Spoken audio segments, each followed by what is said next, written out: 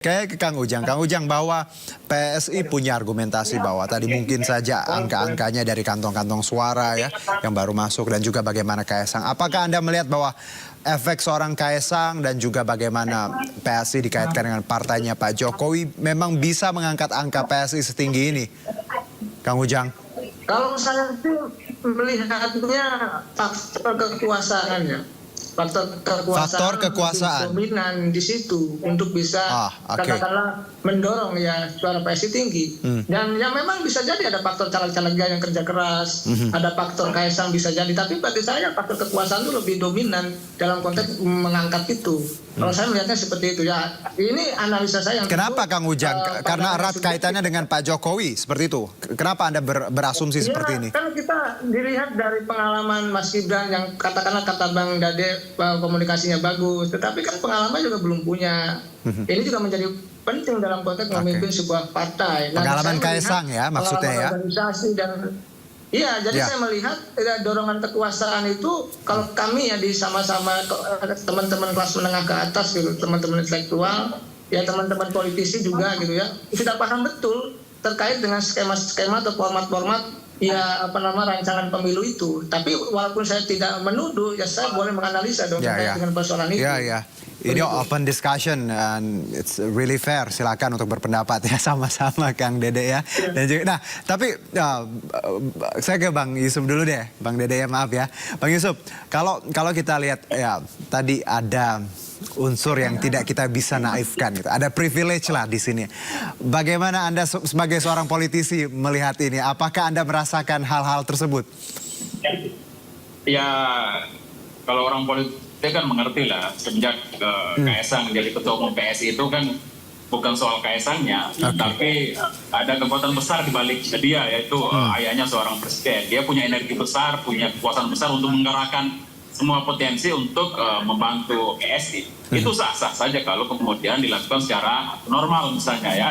Seperti yang sudah dilakukan oleh PSI, bikin baliho, mengasosiasikan bahwa PSI adalah partai Jokowi, oke, nggak ada masalah.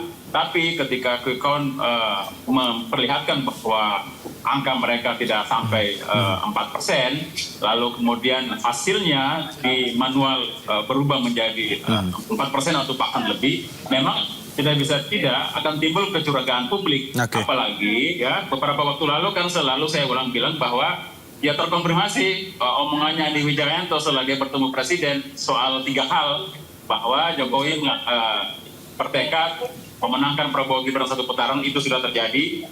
Kemudian akan berusaha membuat PSI masuk Senayan, itu masih utang ya karena belum terjadi, mungkin sedang diusahakan ya. Dan suara PDIP akan turun dan itu juga sudah terjadi. Nah, jadi makanya kemudian saya menyampaikan bahwa saya kenal teman-teman PSI ini, teman-teman saya juga. PSI itu sama sekali tidak punya kemampuan untuk bikin kecurangan. Tetapi ada kekuatan besar yang sedang memegang kekuasaan itu punya kemampuan untuk mengendorse mereka agar kemudian masuk ke dalam Senayan. Itu kesimpulan saya. Bang Dede, silakan ada tanggapannya Bang. Ya, saya pikir itu sebenarnya adalah ucapan yang sangat tendensius. Seolah-olah kami itu sedang dijudge bahwa kami saya mau tanya sama teman-teman ya, di Dapil Pandeglang Sageti Kelurahan Karwangi TPS 1 di sana di Sirekap P3 ya itu ditulis meraih suara 22. Sementara kami cek di planonya C1-nya itu hanya 2. Lalu di TPS 02 di Sukaltinu juga di Pandeglang Sirekapnya 21, planonya 3. Nah, hal-hal yang seperti ini, apakah teman-teman berikan dengan juga sama menunjuk hidup teman-teman di P3 bahwa mereka telah lakukan kecurangan? Jadi kayak begini, Sirekap itu adalah working document, itu yang harus kita pahami. Artinya input data dan perbaikan, kenapa saya sebut perbaikan? Karena manual juga sudah mulai masuk. Ini sedang dilakukan, ya, sedang berproses ya.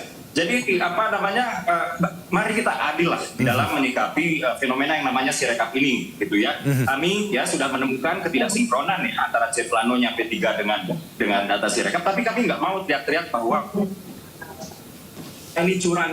Oke. Justru kita patut bersyukur bahwa proses penghitungan manual yang dimana itu adalah legitimate, ya, itu dilakukan secara terbuka, ya, disaksikan oleh saksi-saksi dari partai-partai. Gitu. Oke. Dan kalaupun ada perubahan, semua saksi itu kan ditandatangani.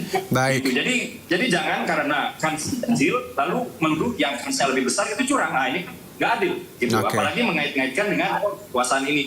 Saya pikir ini nggak adil. Ya, Itu, baik Bang Dede. Karena kami pun dari 3 hari yang lalu ya sudah ngobrol dengan teman-teman dari PSI, Mbak Francine, Bang Michael ya. Dan tentunya ini open discussion.